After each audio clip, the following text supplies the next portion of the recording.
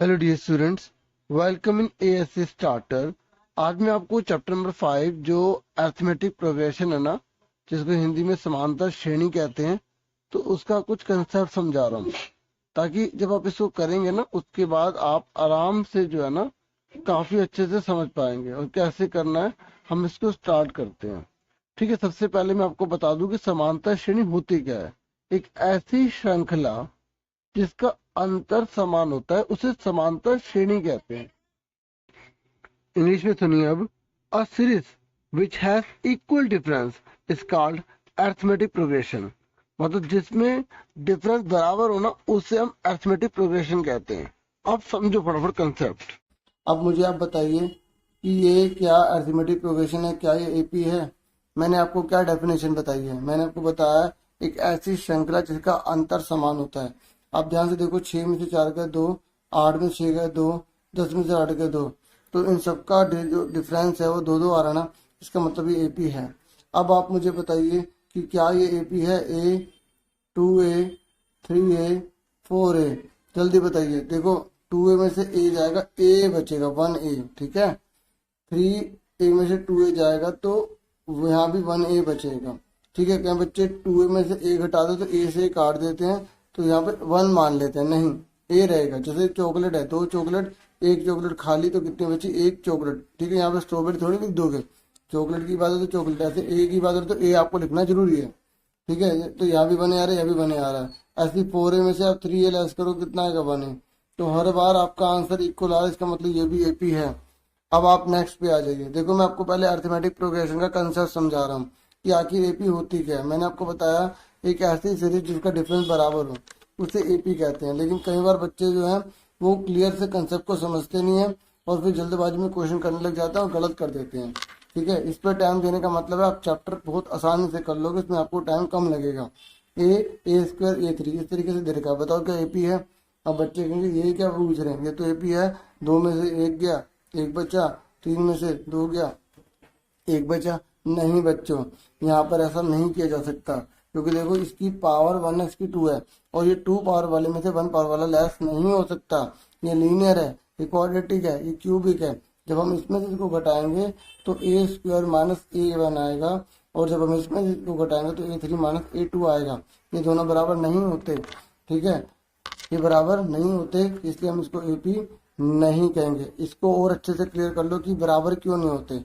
यहाँ मान लेते हैं A2 है, ठीक है। देखो एक बात और सुनो, कहीं बच्चे कहेंगे भाई हमने यहाँ 1 पुट कर लिया, क्या पुट कर लिया 1 1, तो 1 1 तो बराबर आ रहे हैं। देखो, अगर हम कोई भी चीज अगर लेते हैं ना, वो सब पर एप्लीकेबल होनी चाहिए। अगर वो किसी एक भी चीज पर एप्लीकेबल नहीं होती तो हम उसको जो है एपी नहीं कहते। अभी कुछ बच्चों को ये बात समझ नहीं आई होगी मैंने क्या बोला है। थोड़ा एग्जांपल बताता हूँ, आपको अच्छे से क्लियर होगा। सबसे पहले देखो, मैंने यहाँ 2 ले लिया, 2 की पावर 1 ले लिया, 2 की पावर 2 ले लिया, 2 की पावर 3 ले लिया। अब मुझे बताओ क्या ये एपी है। अब 2 की पावर 1 है तो इसका मतलब 2 आएगा, 2 की पावर 2 है तो 4 आएगा। क्यों, 2 की पावर 2 का मतलब 2 दूनी 4 होता है, इस तरीके से 4 आएगा। 2 की पावर 3 है तो 2 को 3 बार लिखेंगे, 3 बार लिखेंगे, 2 दूनी 4 दूनी 8। कहीं बच्चे सोचते हैं 6 लिखेंगे, नहीं 6 नहीं लिखेंगे, यहाँ पर 8 लिखेंगे। क्या लिखेंगे, 8 लिखेंगे, ठीक है। तो 4 में से 2 गए, यहाँ पे 2 आ रहा है, 8 में से 4 गए 4 आ रहा है। अब बताओ ये एपी है, नहीं है, ठीक है। इसलिए मैं इसको एपी नहीं कह रहा था, क्योंकि यहाँ तो ये वेरिएबल का काम कर रहे हैं और इसको हम एक्सपेंड नहीं कर सकते। हमें थोड़ी पता ए कितना, 1 है या 2 है 4 है। तो जहाँ हमें नहीं पता होता और जब उसको हम सब्ट्रैक्ट नहीं कर पा रहे तो वो एपी नहीं है, ठीक है। अगर सब्ट्रैक्ट हो भी जाता और अगर इक्वल नहीं आता तो भी वो एपी नहीं है। इक्वल आएगा तभी एपी होता है बच्चों। अब किसी बच्चे ने बोला कि सर यहाँ पर मैंने 1 ले लिया, यहाँ पर भी मैंने 1 ले लिया, 1 के ऊपर स्क्वायर लगा लिया, 1 के ऊपर 3 लगा लिया। अब इस क्वेश्चन को देखना है। अब इसको आप ए से कंपेयर मत करो, ठीक है, क्योंकि ए में 1 भी हो सकता है, 2 भी हो सकता है, 3 भी हो सकता है। अब यहाँ देखो 1 का 1, 1 की पावर 2 का मतलब 1 की 1 में मल्टीप्लाई करेंगे 1 ही आएगा। 1 की पावर 3 का मतलब होता है 1 की 1 में मल्टीप्लाई करेंगे तो 1 ही आएगा, इस तरीके से। अब 1 में से बन गया 0, 1 में से बन गया 0, तो हर बार बराबर आ रहा ना। देखो, जहां बराबर आएगा उसे हम ईपी ही कहेंगे। लेकिन एक और बात, ये नहीं है कि आपने इसमें से इसको घटा दिया, इसमें से इसको घटा दिया, नहीं, आपको कंसेक्यूटिव में लेना है, लगातार में लेना है, क्रमागत में लेना है, ठीक है। तो उम्मीद करूंगा आपको पता लग गया होगा एपी किसे कहते हैं, जिसका कॉमन डिफरेंस। मतलब कॉमन क्यों कह रहे हैं, कॉमन इसलिए कह रहे हैं क्योंकि सब में आंसर जो है ना डिफरेंस वो सेम आता है, इसलिए इसका नाम रखा गया है कॉमन डिफरेंस, मतलब सार्व अंतर। ठीक है, अगर संधि कर दी जाए सार्व अंतर की तो सर्वांतर बोलेंगे। ठीक है, तो अभी आपको थोड़ा सा और क्लियर करता हूँ। ठीक है, अब आप मुझे बताइए कि क्या ये एपी है, क्या ये एपी है? आओ चेक करते हैं। देखो दूसरे में से पहला वाला घटाना है, तो यहाँ आप कॉमा लगा सकते हैं। अब तीसरे में से दूसरा घटाना है। देखो इनका ये जो जो बेस है ना, ये दोनों सेम है, यहाँ भी √3 यहाँ भी √3 है। ठीक है, तो ये 2√3 है, मतलब 2√3, और ये 1√3 है, तो 2√3 में से 1√3 जाएंगे, कितने बचेंगे? 1√3 बचेगा। ऐसे 3√3 है, माइनस कर देंगे 2√3, तो यहाँ भी 1√3 बचेगा। ये दोनों क्या आ रहे हैं? बराबर आ रहे हैं। ठीक है, इसलिए ये एपी है, ये एपी है। समझ में आ गई? एपी आपको किसको कहना है, मतलब आपको पहले उसे सोल्व करना आना चाहिए। एक बात और सुन लो, अगर ये मतलब नहीं है कि अगर माइनस में आ गए, जैसे 10 है या 8 है या 6 है, तो वो एपी नहीं होगा। ठीक है, आपको दे देखना डिफरेंस बराबर होना चाहिए। 8 में 10 गया माइनस के 2 आ गया, 6 में से 8 गया माइनस के 2 आ गया, दोनों बराबर है ना? Yes, it is AP. Minus plus से कोई मतलब नहीं है, माइनस प्लस से कोई मतलब नहीं है। ठीक है, बस ये दोनों इक्वल आने चाहिए, उसे हम एपी कहेंगे। ठीक है, अब ध्यान सुनो, मान लो कोई नंबर ये 4 है, ठीक है, फिर 8 है, उसके बाद फिर क्या है? 12 है। तो ये जो पहले वाला होगा, पहले चेक करो एपी है या नहीं है। 8 में से 4 गए 4, 12 में से 8 गए 4, दोनों बराबर आ रहे हैं, इसका मतलब एपी तो है। जो पहले वाला होता है उसको हम बोलते हैं प्रथम पद, इंग्लिश में बोलेंगे फर्स्ट टर्म। क्या बोलेंगे? First term. तो फर्स्ट टर्म को ए से डिनोट किया जाता है, तो 4 आएगा, ये 4। ठीक है, और मैंने क्या कहा था, सबका अंतर जो होता है वो सेम होता है, इसलिए उसका नाम रखा गया कॉमन डिफरेंस, कॉमन डिफरेंस। और हिंदी में क्या बोलेंगे इसे? सार्व अंतर। कितना आएगा? दूसरे में से पहला वाला घटा दो, 8 - 4 = 4, या तीसरे में से दूसरा घटा दो, तब भी बात एक ही है। तो मैं आपको बता रहा था, पहले वाले को हम फर्स्ट टर्म बोलेंगे, तो उसको हम ए से डिनोट करते हैं। किसे डिनोट करते हैं? ए से। अब आप इसके आगे A1 लगा लो, तब भी बात एक है, क्योंकि देखो अगर किसी का नाम राम है तो हम उसको ये थोड़ी बोलेंगे एक राम इधर आ, राम ही तो बोलेंगे, राम इधर आ। तो एक लगाओ या ना लगाओ मर्जी है, A1। लेकिन अगर वो दूसरे नंबर पे आप बुला रहे हो किसी को, जैसे पहले नंबर पे कोई खड़ा है, दूसरे नंबर पे कोई खड़ा है, तो उसको आप क्या एक नंबर तो नहीं दे सकते ना। ठीक है, आपको उसको बुलाना कि सेकंड वाला पर्सन इधर आओ, तो A2 यानी कि सेकंड, इसको हम 8 बोलेंगे।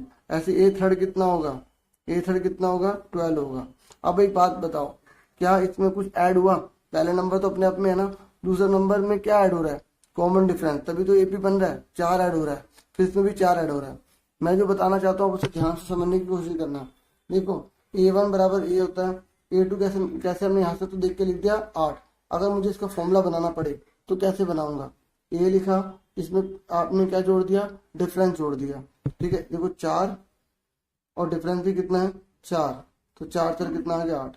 लेकिन अब मुझे A3 निकालना है, तो अगर मैं पहले वाले से देखूं तो A आ गया। ठीक है, अब इसमें कितनी बार डिफरेंस जुड़ा है? पहले 4 जुड़ा, फिर 4 जुड़ा, तो 2D। इसका मतलब यहाँ आएगा 4, 2 × 4, तो 4 4 2 8, 4 2 8, और 8 और 4 कितना होता है? 12।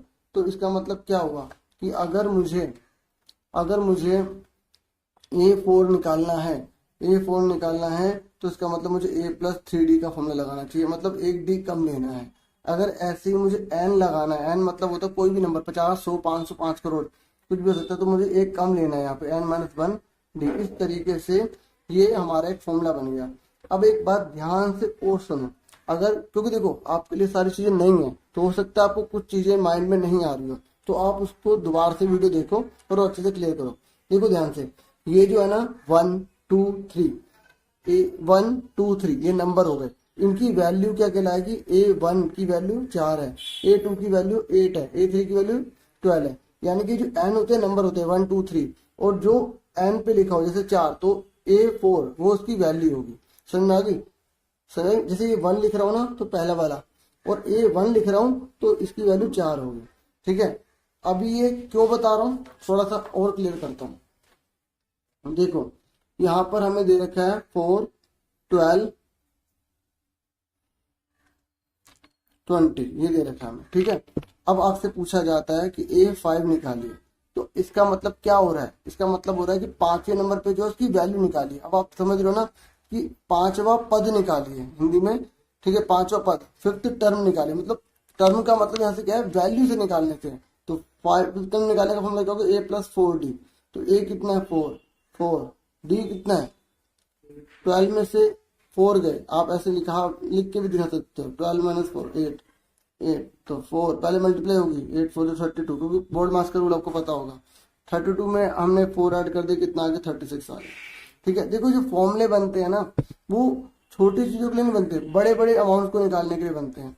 ठीक है, अब किसी बच्चे ने a5 = a + 4d कर लिया।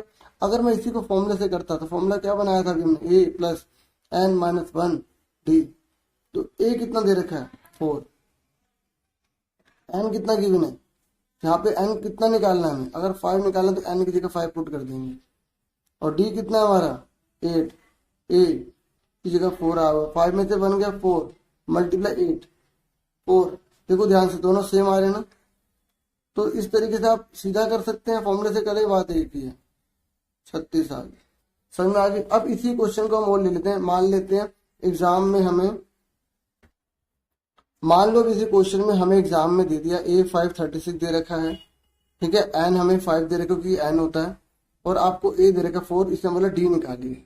अब आप कैसे निकालोगे, मैंने आपको बताया फॉर्मूला, a5 = 36 दे रखा है, आप सीधा a5 = a + 4d कर लो, नहीं तो आपको बड़े तरीके से करना है तो an + an - 1d। an n पे कौन लिखा है 5, यहाँ लिख दिया। a कितना गिवन है 4, n कितना गिवन है 5, d कितना गिवन है नहीं पता। अब a5 की वैल्यू कितनी देगी 36, क्योंकि एग्जाम में क्या करेगा वो, कहाँ से नई चीज लाएगा, वो यहीं से करेगा कि कोई एक चीज गायब कर देगा, बाकी चीज आपको फाइंड आउट करनी पड़ेगी। अब 4 जाके क्या हो जाएगा -4d। अब 36 में 4 के कितने बचे 32 बचे, इजिकल टू में क्या है 4d, तो 32 4 अपॉन में चला गया, तो d इजिकल टू कितना आ गया 8 आ गया। ठीक है, अब आप देख सकते हैं कि हमारा जो d निकला था 8 निकला था। ऐसे क्वेश्चन चेंज करके आप भी करो, जैसे मैंने इसी क्वेश्चन को दोबारा से ले लिया, मैंने यहाँ लिख लिया a हमें 4 दे रखा है, हमें d 8 दे रखा है, ठीक है, और हमसे बोला कि a 5 निकालिए। ठीक है, तो ये तो मैंने अभी क्वेश्चन करा ही है, पर देखो ये इस फॉर्म में था, ये इस फॉर्म में लिखा था। ठीक है, अब इसको इस फॉर्म में लिख के दे दिया, तो अब हम क्या करेंगे, a5 = a + 4d, a कितना है 4, तो अलग अलग फॉर्म में लिखा हुआ आ जाता है एक ही क्वेश्चन। तो आपको कैसे करना, देखो 36 ही आ गया, 36 बात वही है क्योंकि हमने अभी इसी को करा है, लेकिन यहाँ पे ऐसे एपी की फॉर्म में दे रखा था और यहाँ पे हमें डायरेक्ट लिख दिया था। ठीक है, एक तरीके से और हम इस क्वेश्चन को बना लेते हैं। मान लेते हैं कि यहाँ पे an अब हमें 36 दे रखा है और हमें a दे रखा है 4, और अब हमें d भी दे रखा है 8। अब हमसे बोला n निकालिए, क्या निकालिए n निकालिए। तो अब हमें an = a + n - 1 d का फॉर्मूला लगाना पड़ेगा। an कितना गिवन है 36, a कितना गिवन है 4, n कितना है हमें नहीं पता, d कितना दे रखा है 8 दे रखा है। अब पहले प्लस माइनस को उधर लेके जाते हैं, तो 4 उधर जाके माइनस का हो जाएगा n - 1, और यहाँ मल्टीप्लाई में 36 में 4 के कितने बचे 32। ठीक है, इजिकल टू में n - 1 × 8, अभी 8 मल्टीप्लाई वाला जाके क्या हो जाएगा डिवाइड, तो 8 को से डिवाइड करा तो कितना आ जाएगा 4 आ जाएगा, कितना आ जाएगा 4, कितना आ जाएगा बच्चों 4 आ जाएगा, और इजिकल टू में n - 1 है, तो माइनस का 1 जाके क्या हो जाएगा प्लस का 1 हो जाएगा, तो n इजिकल टू कितना आ गया आपका 5। देखो 5 ही निकल रहा है। मतलब एक ही क्वेश्चन को आप बार बार चेंज करके करो, आपको और अच्छे से कंसेप्ट क्लियर हो जाएगा। ठीक है, अब आप ध्यान से इसी क्वेश्चन को मैं आगे कंटिन्यू करता हूँ। देखो 4 है, 12 है, 20 है। ठीक है, तो अब आपसे पूछा जा रहा है कि S1 निकालिए। S1 का मतलब होता है पहले जने का टोटल निकालिए। देखो पहले जने वाला अपने के बराबर ही तो होगा, इसका मतलब S1 A और A1 बराबर होगा, 4 ही आएगा। लेकिन अगर मैंने बोला S2 निकालिए, मतलब दो जनों का टोटल निकालिए, तो कैसे निकालोगे 4 + 12 = 16, आप दोनों जनों को जोड़ोगे। ठीक है, अगर आपसे पूछा जाता, आपको क्वेश्चन दे दिया जाता है S1 4 है, S2 16 है, मतलब एक जने का टोटल 4 है और दो जनों का टोटल मिला के 16 है, तो दूसरा जना कितना होगा। दूसरा जना मतलब क्या पूछ रहा है आपसे, वहां पद पूछ रहा है, टर्म पूछ रहा है, मतलब A2 पूछ रहा है। तो आप खुद सोचो, दोनों में से पहले वाले को घटा दोगे तो दूसरे वाला निकल आएगा। यानी कि फॉर्मूला क्या बन गया कि अगर हमें A2 निकालना है तो S2 में से S1 घटाना होगा। 16 - 4 = कितना आ गया 12, देखो 12 आ रहा है।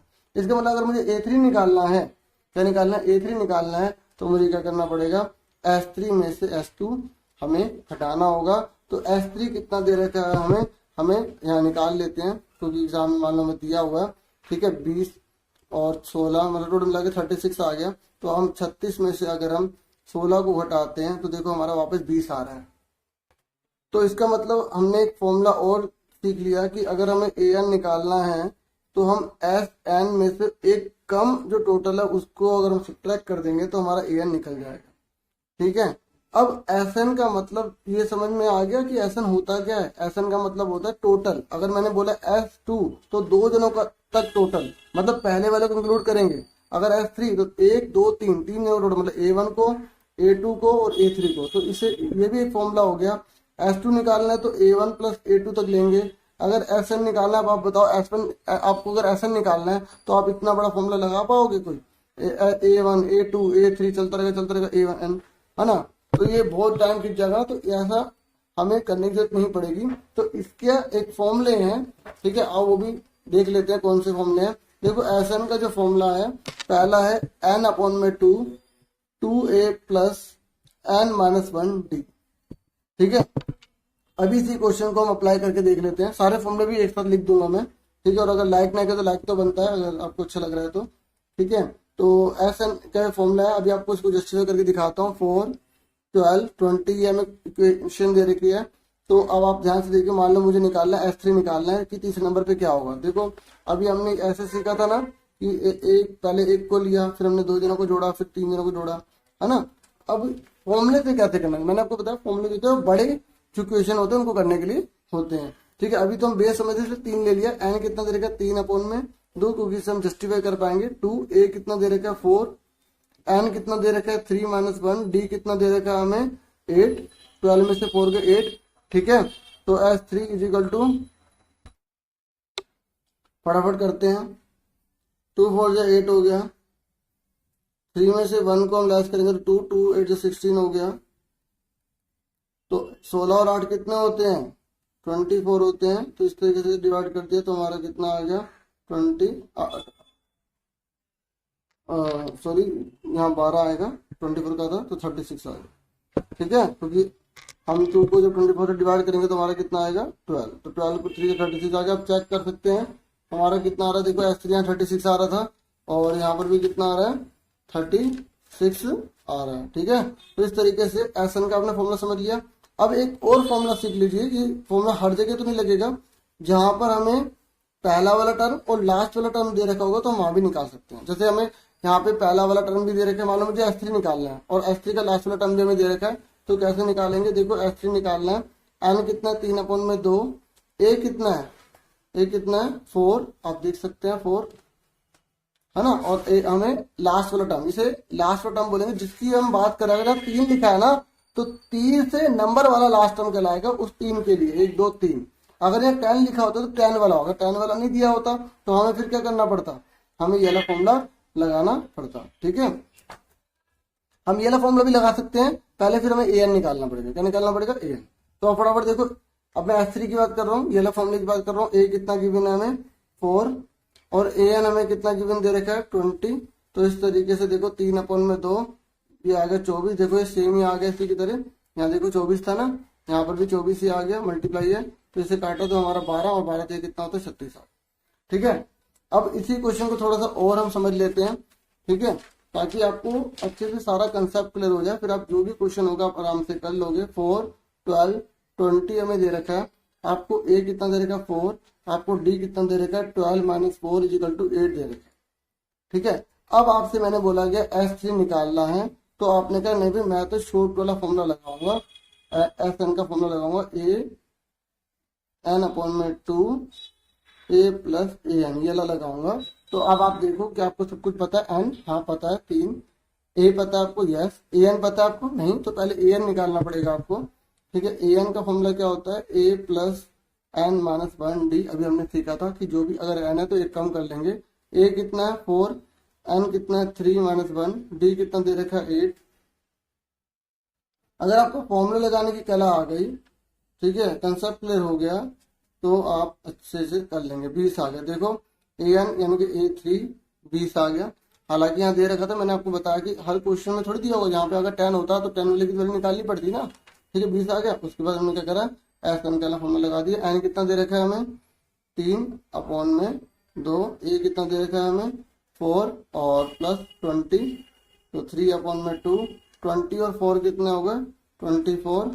तो इस तरीके से हमने इसको डिवाइड कर दिया, तो हमारा 36 आ गया। कितना आ गया, 36 आ गया। ठीक है, अब मैं एक बार सारे आपको फॉर्मूले लिख देता हूँ कि हमने कौन कौन से फॉर्मूले अच्छे से कर लिए हैं। ठीक है, फिर आपको सारे जितने भी क्वेश्चन है वो खुद करने हैं, होमवर्क में दूंगा।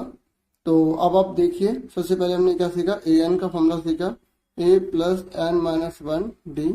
और हमने डी निकालना भी सीखा, जैसे दूसरे में से उससे पहले वाला आप घटा दोगे। कहने का मतलब यह है कि अगर यहाँ एन लिखा है तो आपको ए एन माइनस 1 वाला लेस कर देना है। ठीक है, तो इस तरीके से मैंने आपको बताया। उस तरीके फिर मैंने आपको बताया एस एन का formula n/2 2a plus n minus 1 D.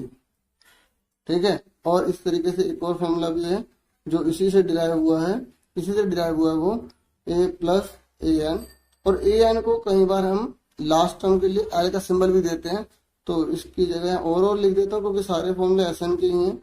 n/2 a plus इसकी जगह एल भी लिखा हुआ आ सकता है एग्जाम में। ठीक है, और भी बहुत सारी इसमें चीजें हैं, तो हम नेक्स्ट वीडियो में और इसके बारे में सीखेंगे। ठीक है, तो अगर आपको A3 निकालना है तो आप क्या करोगे, आप S3 में से S2 लेस कर दोगे, यानी कि अगर मैंने AN ले लिया तो यहाँ पे SN में से माइनस कर देंगे n माइनस 1 को। ठीक है, तो उम्मीद करूंगा आपको अच्छे से क्लियर हो गया होगा यहाँ तक का। और आज के लिए इतना बहुत है, और मैं वीडियोस आपके लिए लेकर आता रहूंगा। लेटेस्ट वीडियो के लिए चैनल को सब्सक्राइब करें। आज